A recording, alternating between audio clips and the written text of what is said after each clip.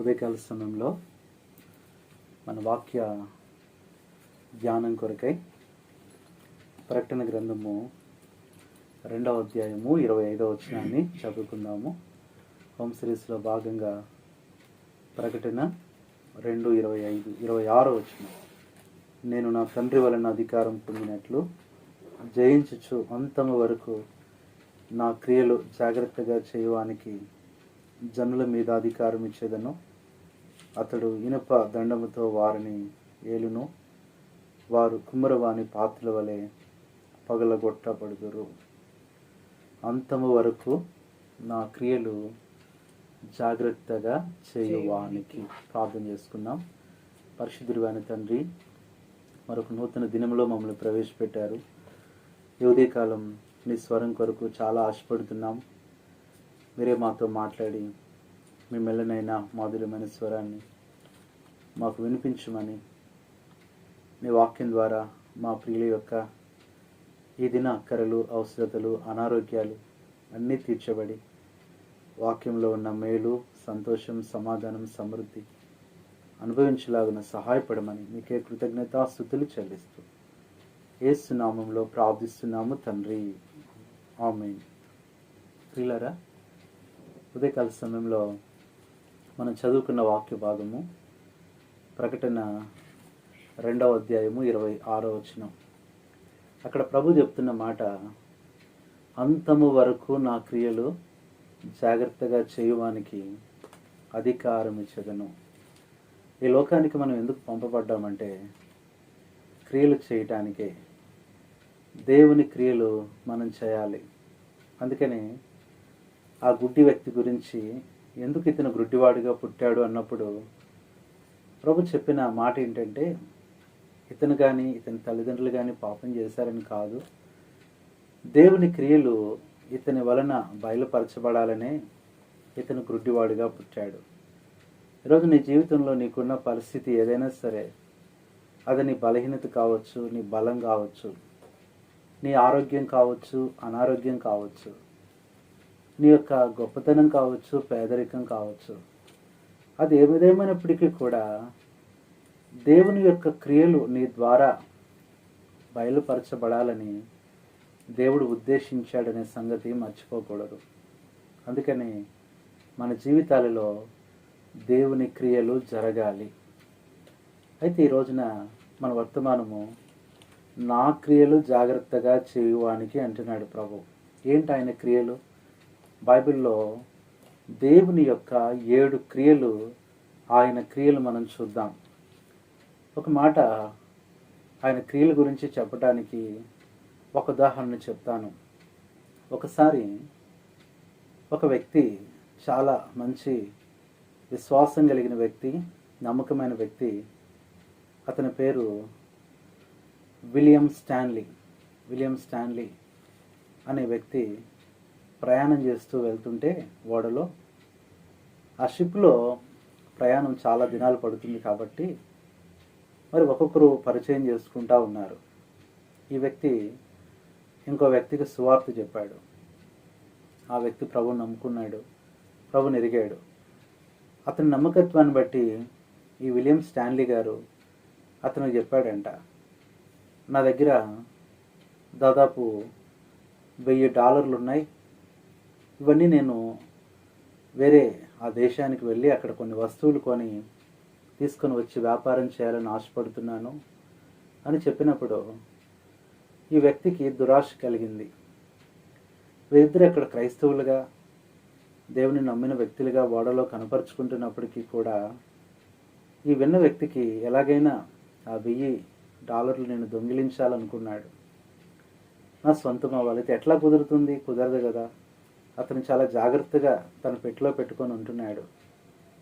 ఎలాగైనా సరే ఆ $1000 సంపాదించాలి, నా జీవితాంతం కష్టపడినా అంత నేను చేయలేను కాబట్టి ఏం చేయాలని ఒక రోజున ఈ వ్యక్తి పేరు నేను గుర్తులేదు, కానీ ఆ వ్యక్తి ఏం చేస్తూ వచ్చాడంటే, ఒకరోజు పెద్దగా అరుస్తూ వచ్చాడు, కేకలు వేస్తూ వచ్చాడు.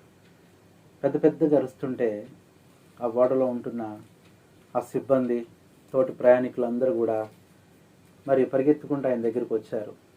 ఏమైంది ఏమైంది అన్నప్పుడు అతను ఏడుస్తూ మరి గుండెలు బాదుకుంటూ ఆయన చెప్పిన మాట ఏంటంటే, నా డబ్బులు ఎవరో దొంగిలించారు అన్నాడు.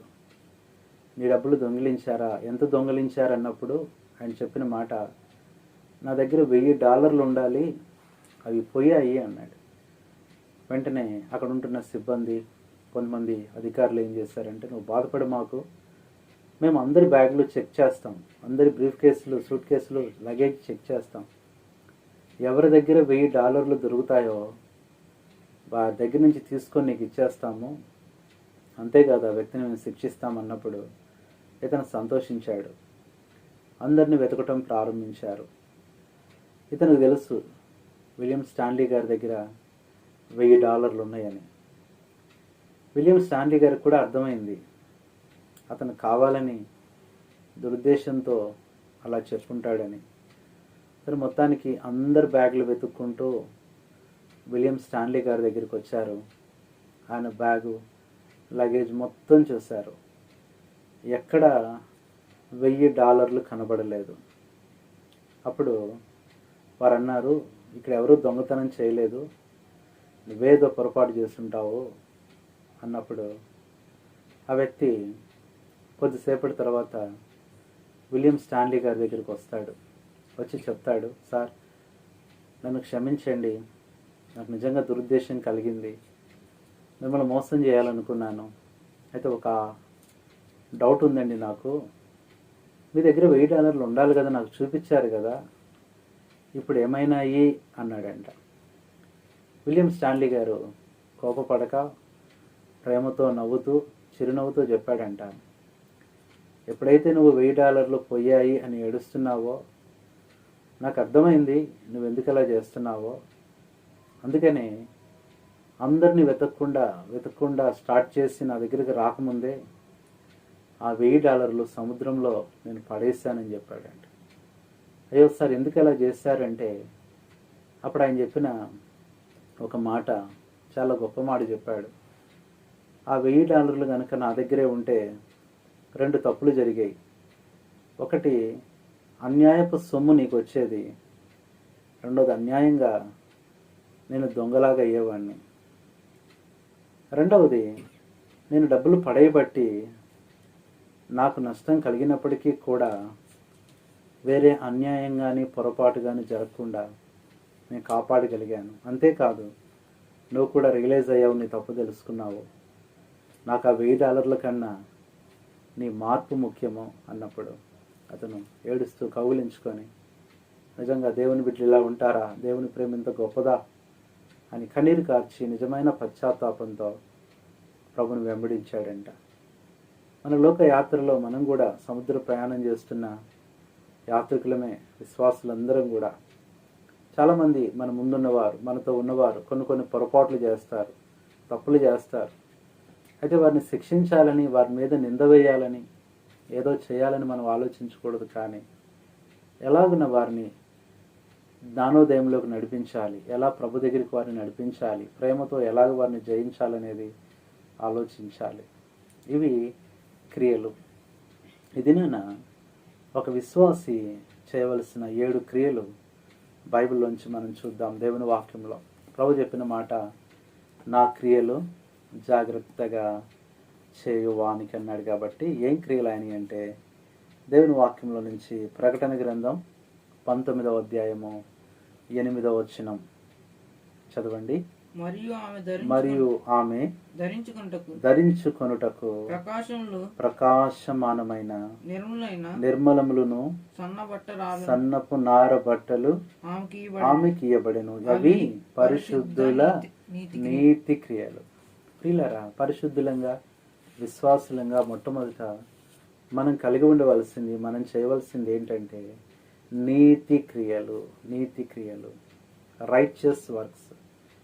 దేవుని బిడ్డలంగా పాపం నుంచి విమోచింపబడి నీతిగా తీర్చబడ్డాం కాబట్టి ఇక మనలో ఎప్పుడు కూడా అనీతి క్రియలు ఉండకూడదు, కానీ నీతి క్రియలు మనం చేయాలి. ఇది మొట్టమొదటిది, నీతి క్రియలు గలవారంగా ఉండాలి. దేవుడు చెప్తున్నాడు, నా క్రియలు జాగ్రత్తగా చేయువానికి అంటున్నాడు. రెండవది మనం చూస్తే ఆయన క్రియలు ఎలాంటివో యాకోబు పత్రిక 2వ అధ్యాయము 17వ వచనం. యాకోబు 2:17 చదవండి. అలాగే విశ్వాస క్రియలు విశ్వాసము లేని క్రియలు విశ్వాసం లేని క్రియలే అది ఒట్టిగా ఉండి మృతమైనది. అది ఒంటిగా ఉండి మృతమైనది. అంటే ఇక్కడ ఏం చెప్తున్నాడంటే విశ్వాసం అనేది క్రియలు కలిగి ఉండాలి. క్రియలు లేని విశ్వాసము అది మృతము. రెండవది, మన క్రియలు ఎలాంటివిగా ఉండాలంటే విశ్వాస క్రియలు, ఫెయిత్ వర్క్స్. విశ్వాసపు క్రియలతో మనం నడుచుకోవాలి. ఒకసారి మరి న్యూఢిల్లీలో ఒక బ్రదర్ ఉండేవారు, ఐఏఎస్ ఇన్స్ట్రక్టరు. ఆయన ప్రభుని నమ్ముకున్నాడు. ఆయన పేరు రతన్ వివేక్. ఆయన ఒకసారి ఒక మాట చెప్పాడు నాతో. ఢిల్లీలో అక్కడ ఒక సెంటర్లో ఒక మెకానిక్ ఉన్నాడంట. ఆ మెకానిక్ షాప్ పేరు చాలా ఆశ్చర్యంగా ఉంటుంది. అతడు మరి ఒక సిక్కు సంబంధించిన వ్యక్తిగా ఉంటాడు. గడ్డం ఉంటుంది ఆ మెకానిక్కి. కానీ ఫెయిత్ మెకానికల్ వర్క్స్ అని ఉంటుందంట. Faith mechanical works. ఒకరోజు ఈ సహోదరుడు తన మోటార్ సైకిల్ని చూపించాలని వెళ్ళినప్పుడు ఆ మోటార్ సైకిల్ ఇచ్చినప్పుడు అతను రిపేర్ చేయడానికి కొంతసేపటికి ముందు కళ్ళు మూసుకొని ఏదో చేస్తున్నాడంట. ఇతను గమనిస్తున్నాడు. ఏం చేస్తున్నాడంటే ఒక 5 నిమిషాలు కళ్ళు మూసుకున్న తర్వాత పని ప్రారంభించి, సార్ ఇప్పుడు సెట్ అయిపోయింది, మీరు వెళ్ళిపోండి అంటే, మీరు 5 నిమిషాలు కళ్ళు మూసుకున్నారు, ఏం చేశారంటే, అతను చెప్పిన మాట, ఈ పని నేను చేయగలనా లేదా, ఒకవేళ నేను చేయలేకపోతే, నేను బాగు చేయలేకపోతే అది మీకు చాలా బాధకరంగా ఉంటుంది. నా దగ్గరికి కూడా మీరు రెండోసారి రారు కాబట్టి నేను ప్రార్థన చేసుకున్నానండి. నేను ప్రతిదీ కూడా విశ్వాసంతోనే ప్రారంభిస్తాను, విశ్వాసంతోనే పనిచేస్తాను, అన్నీ కూడా సఫలం అవుతున్నాయి. అందుకనే ఇంతమంది నా దగ్గరికి వస్తారని చెప్పినప్పుడు, మరి నువ్వు ఒక అన్యుడు కదా, నువ్వు మరి ఒక సిక్కు మతానికి చెందిన వ్యక్తిగా కనబడుతున్నావు కదా నీ రూపము. అప్పుడు అన్నాడు, నా రూపము సిక్కు మతమే నిజమే కావచ్చు, కానీ నా విశ్వాసము అది మతానికి సంబంధించింది కాదు. I believe Jesus Christ in my heart అన్నాడంట. ప్రియులారా, కాబట్టి రెండవది, మనం ఏం చేసినా అవి విశ్వాస సంబంధమైన క్రియలుగా దేవుడు నాకు చేస్తాడు, దేవుడు నాకు ఇస్తాడు. ఇంకంతేకాదు, విశ్వాస క్రియలు అంటే అవిశ్వాసం ఉండకూడదు. అవిశ్వాసమైన జీవితం, అవిశ్వాసమైన నడక, అవిశ్వాసమైన పరిస్థితి ఏది కూడా రానివ్వకూడదు. ఇది రెండవది, విశ్వాస క్రియలు. మూడవది, దేవుని క్రియలు ఎలా ఉంటాయి, ఏం చేయాలో చూస్తే చూడండి. 1 తిమోతి 6వ అధ్యాయము 19వ వచనం. 1 తిమోతి 6వ అధ్యాయము 19వ వచనం. వారు వాస్తవమైన జీవనం సంపాదించుకొనుచు నిమిత్తము రాబో కాలమునకు మంచి పునాది తమ కొరకు వేసుకొనుచు మేలు చేయువారును సత్క్రియలు అను ధనము. మూడవది సత్క్రియలు. ఎంత బాగుందండి, సత్క్రియలు. ఒకనొక వెర్షన్లో వీటిని డీసెంట్ వర్క్స్ అని రాశారు. ఎంత బాగుందండి, డీసెంట్ వర్క్స్. మనం చేసే ప్రతి క్రియ అది డీసెంట్గా ఉండాలి ప్రియులారా. అందుకని దొరక కూడా చనిపోయినప్పుడు ఎందుకు అందరు ఏడుస్తూ వచ్చారంటే ఆమె సత్క్రియలు చేస్తూ వచ్చింది. అందుకని ఇక్కడ ఏమంటున్నాడంటే తిమోతికి రాస్తూ పౌలు సత్క్రియలను ధనంతో పోలుస్తున్నాడు. That is treasure. కాబట్టి ఈ లోకంలో మనం చేయవలసిన 3వ క్రియ పేరు సత్క్రియలు. నీతి క్రియలు, విశ్వాస క్రియలు, మూడవది సత్క్రియలు. 4వది, ఎలాంటి క్రియలు మనం చేయాలని దేవుడు చెప్తున్నాడంటే రోమీయులకు రాసిన పత్రిక 3వ అధ్యాయము 28వ వచనం చూడండి. కాగా ధర్మశాస్త్ర సంబంధమైన క్రియలు, చాలు, ధర్మశాస్త్ర సంబంధమైన క్రియలు. మూల భాషలో మనం చెప్పాలంటే వాక్య సంబంధమైన క్రియలు. ఆ ధర్మశాస్త్రం కొట్టువేయబడింది. ఆ ధర్మశాస్త్రం గురించి కాదు, కానీ ఇక్కడ దేవుని వాక్యం ఎలా ఉందో ఆ వాక్యానుసారమైన క్రియలు మనం చేయాలి. మన కుటుంబంలో కొన్ని పరిస్థితులు, ఆటంకాలు, అసమాధానాలు, తగాదాలు, ఇబ్బందులు వచ్చినప్పుడు మన విశ్వాస జీవితంలో కావచ్చు, సంఘంలో కావచ్చు, దేవుని వాక్యం ఏం చెప్తుందో ఆ ప్రకారమే మనము క్రియలు చేయాలి, కానీ వాక్యానికి విరుద్ధంగా ఏదీ చేయకూడదు.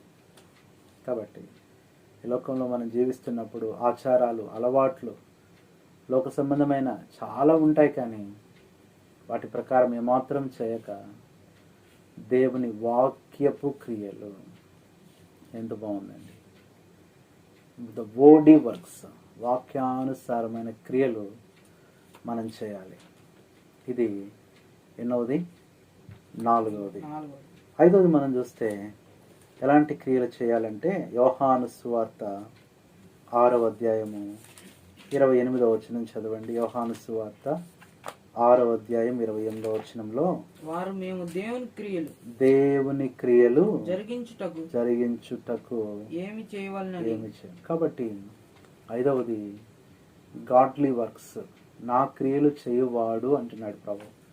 దేవుని క్రియలు, దేవుని పనులు, దేవుడికి ఏది సంతోషం, దేవుడికి ఏది ఇష్టం, దేవుని చిత్తం ఏంటి, దేవుని యొక్క ఆశ ఏంటి, దేవుడు దేని కొరకై కోరుకుంటున్నాడు, ఇవన్నీ మనం తెలుసుకొని ఆ క్రియలు మనం చేయాలి. ఈ లోకంలో మనం జీవిస్తున్నప్పుడు మన ఇంట్లో పనులు చేస్తాం, ఉద్యోగాలు చేస్తున్నప్పుడు యజమాని దగ్గర ఆ పనులు, క్రియలు జాగ్రత్తగా చేస్తాం. అయితే మనందరికీ పైగా ఉన్నాడు ప్రభువు, ఆయన యజమాని, మన తండ్రి, అన్నీ మనకు ఆయన ఉన్నాడు. కాబట్టి దేవుని క్రియలను కూడా మనం చేయాలి. దైవికమైన క్రియలు మనం కలిగి ఉండాలి. అలాంటి వారికి దేవుడు అధికారం ఇస్తాడు, వారికి ఇనుప దండాన్ని ఇస్తాడు, ఏలేవారిగా చేస్తాడు.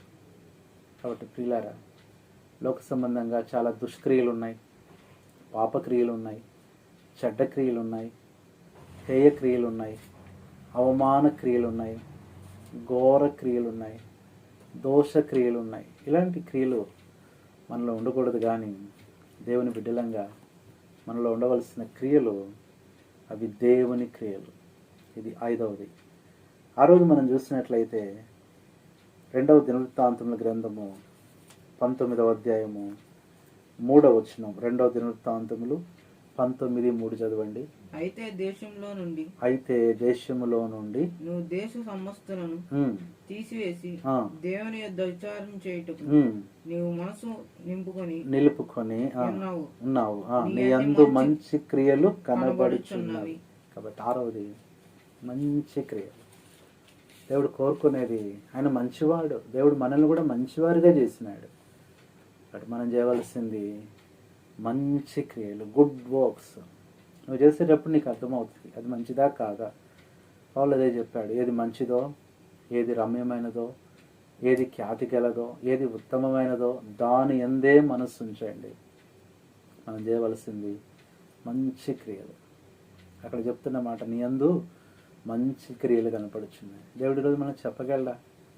ఇంకా చెడ్డ క్రియలు ఏమైనా ఉంటే కనుక వాటిని తీసివేసుకుందాం. ప్రభు వచ్చేస్తున్నాడు ఉదయకాలం. నా క్రియలు జాగ్రత్తగా చేయువానికి. 6 విషయాలు చూస్తూ వచ్చాం. 7వది ఏంటి ఆయన క్రియలు అంటే, సామెతల గ్రంథం 21వ అధ్యాయము 15వ వచనం చదవండి. సామెతల గ్రంథం 21వ అధ్యాయము 15వ వచనం. న్యాయమైన క్రియలు. 7వది న్యాయమైన క్రియలు.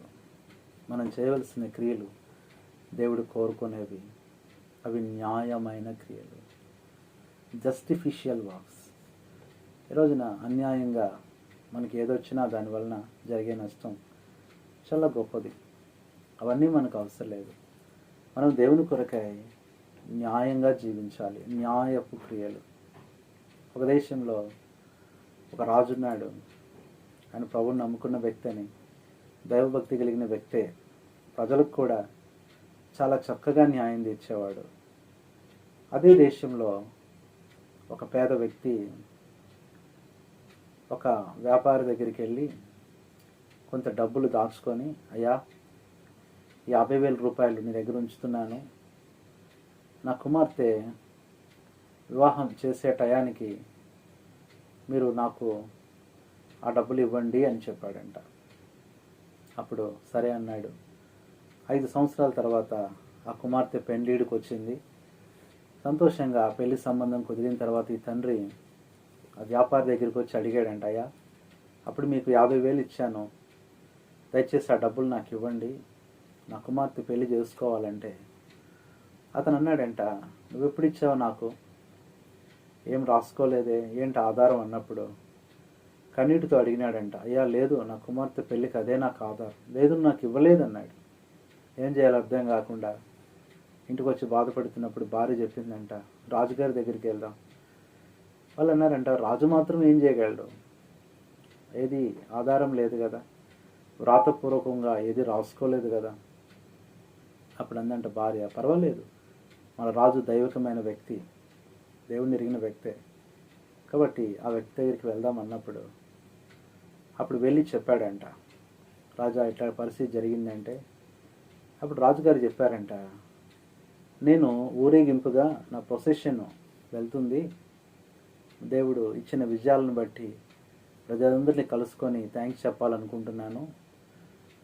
నేను వచ్చే సమయానికి నువ్వు ఆ వ్యాపారి ఇంటి దగ్గర బయట నించోనుండు, అందరూ రోడ్ల మీద ఉంటారు కదా, నువ్వు కూడా అక్కడ ఉండు అని చెప్పాడంట. సో రాజుగారు ఎందుకు చెప్పారో తెలియక ఈ వ్యక్తి ఆ వ్యాపారి ఇంటి దగ్గరికి వెళ్ళి బయట నించున్నాడు. వ్యాపారి కూడా పక్కనే ఉన్నాడంట. పక్కనే ఉంటే ఇతను కూడా కాముగా ఉన్నాడు. రాజుగారు ఊరేగింపు వస్తూ ఉన్న సమయంలో ఆ ఇంటి దగ్గరికి వచ్చేసరికి రాజుగారు ఒక మాట ఆగి ఆ వ్యక్తి దగ్గరికి వెళ్ళి, నీ డబ్బులు నీకు ఇస్తాడు అని చెవిలో చెప్పాడంట. ఎవరేం చెప్పారో ఎవరికి అర్థం కాల, చెప్పిన రాజుకి విన్న వ్యక్తికే, నీ డబ్బులు ఇచ్చేస్తారు, నీ డబ్బులు వస్తాయి చూడు అని వెళ్ళిపోయాడంట. ఎప్పుడైతే అతను చెవిలో రాజుగారు చెప్పారో అక్కడ వాళ్ళందరికీ ఆశ్చర్యం కలిగింది. ఎంత గొప్ప రాజు ఆగి ఏదో రహస్యం చెప్పాడు, ఏదో మాట్లాడాడు. ఇతనికి రాజుకి చాలా పరిచయాలు ఉండి ఉంటాయి, వీళ్ళిద్దరు బాగా పరిచయమైన వ్యక్తులు అయి ఉంటారని అనుకుంటున్న సమయంలో వెంటనే ఆ వ్యాపారి పరిగెత్తుకుంటూ ఆయన దగ్గరికి వచ్చి అన్నాడంట, అయ్యా రాజుగారికి మీకు ఇంత సన్నిహిత సంబంధం అని నాకు తెలియదు, ఇంతమంది ఉన్న ఆగి నీతోనే ఏదో చెవిలో చెప్పాడంటే నువ్వు చాలా రాజుగారికి పరిచయం అయి ఉంటావు, కాబట్టి నీతో నాకు చాలా పనులు ఉంటాయి, అయితే నా తప్పు క్షమించండి, ఇదిగో 50,000 నువ్వు ఇచ్చింది తీసుకో, అంతేకాదు నేను నిన్ను మోసం చేశాను కాబట్టి, నిన్ను బాధ పెట్టాను కాబట్టి మరొక 50,000 రూపాయలు నీ పెళ్ళికి, నీ కుమార్తె పెళ్ళికి, మీ ఇంట్లో పెళ్ళికి నేను నా కుమార్తెలాగా ఆ బిడ్డకి ఇవ్వాలనుకుంటున్నానని మొత్తానికి 1,00,000 రూపాయలు ఇచ్చాడంట. అతను వెళ్ళి సంతోషంగా కుమార్తె పెళ్ళి ఘనంగా చేశాడు. ప్రియులారా, ఇక్కడ రాజు చేసిన గొప్ప పని, ఆ వ్యక్తిని పిలిపించో కొట్టో బంధించో చేస్తే అతను బాధపడేవాడు, అబద్ధం చెప్పేవాడే, కానీ న్యాయం జరిగేది కాదు. ఎంత చక్కగా వచ్చి అతనితో మాట్లాడటం, అది అది చూసిన మిగతా వారందరూ రాజు ఇతనితో మాట్లాడాడు కాబట్టి గొప్పవాడై ఉంటాడు అనుకోవటం, ఆ వ్యాపారి అది చూడటం, అతను పశ్చాత్తాపడటం, అతను నిజంగా తప్పు ఒప్పుకోవటం, డబ్బులు ఇచ్చేయటం, ఇంకా ఎక్కువ ఇవ్వటం ప్రేమతో, అతనిలో ప్రేమను పశ్చాత్తాపాన్ని పెంచాయి. ఇది మనం కూడా మనకు విరోధంగా ఎవరైనా తప్పు చేసి ఉండొచ్చు, నిన్ను బాధ పెట్టి ఉండొచ్చు, మనము న్యాయముగా మనం నడుచుకుంటూ క్రియలు చేసినప్పుడు దేవుడు తప్పనిసరిగా మన ప్రతిఫలం ఇస్తాడు. ఇతరులను బాధించో, ఇతరులను బాధ పెట్టో, ఇతరులను హింసించో మనము తీసుకోవటం వలన దానివల్ల మనకు సంతోషము, మనకి ఆ నెమ్మది, ఆశీర్వాదం ఉండదు. కాబట్టి ఉదయకాల సమయంలో దేవుడి క్రియలు ఎలాంటివంటే అవి న్యాయమైన క్రియలు.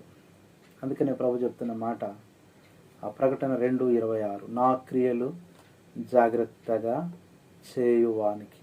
ఏంటి ఆయన క్రియలు అంటే 7 విషయాలు చూసాం. ఒకటి నీతి క్రియలు, విశ్వాస క్రియలు, సత్క్రియలు, వాక్య సంబంధమైన క్రియలు, దేవుని క్రియలు, మంచి క్రియలు, న్యాయమైన క్రియలు. కాబట్టి ఇలాంటి క్రియలు కలిగిన వారమై, ఈ క్రియలే మనకు ధనం, ఈ క్రియలే మనకు మూలం, ఈ క్రియలే మనకు పెట్టుబడి, ఈ క్రియల ద్వారానే మనకు బహుమానం దేవుడు ఇవ్వబోతున్నాడు. ప్రభు త్వరగా రాబోతున్నాడు. కలవరంలో, దుఃఖంలో, వేదనలో ఉంటూ న్యాయం జరగలేదని బాధపడుతున్నావేమో, అన్యాయంగా బాధించబడుతున్నావేమో, దుఃఖపడుతున్నావేమో, ఇబ్బంది పడుతున్నావేమో. ఉదయకాల సమయంలో ప్రభు నీ క్రియలను మర్చిపోవడం.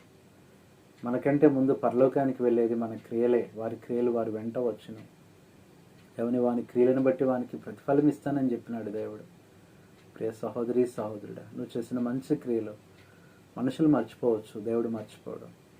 నీ న్యాయమైన క్రియలు, నీ నీతి క్రియలు మనుషులు గుర్తించకపోవచ్చు, దేవుడు గుర్తుపెట్టుకుంటాడు. ప్రభు వస్తున్నాడు. ఆయన క్రియలు చేస్తూ 7 క్రియలు జ్ఞాపకం చేసుకుంటూ, అలాంటి అన్యాయ క్రియలు, ఘోర క్రియలు, పాపక్రియలు, హేయ క్రియలు, దోషక్రియలు లేకుండా దేవుని క్రియలు కలిగిన వారంగా ఆయన రాకడ కొరకు ఎదురు చూద్దాం. అలాంటి కృప దేవుడు మనకి దయచేయనుగాక. ప్రార్థన చేసుకుందాం. పరిశుద్ధమైన తండ్రి, యేసు ప్రభు నామంలో నీ పాదాలకు వందనాలు చెల్లిస్తున్నాను. ఉదయకాల సమయంలో ప్రకటన 2:26 ద్వారా మాతో మాట్లాడారు. నీ క్రియలు మేము జాగ్రత్తగా చేయాలని, 7 క్రియలు మాకు చూపించినందుకే స్తోత్రాలు.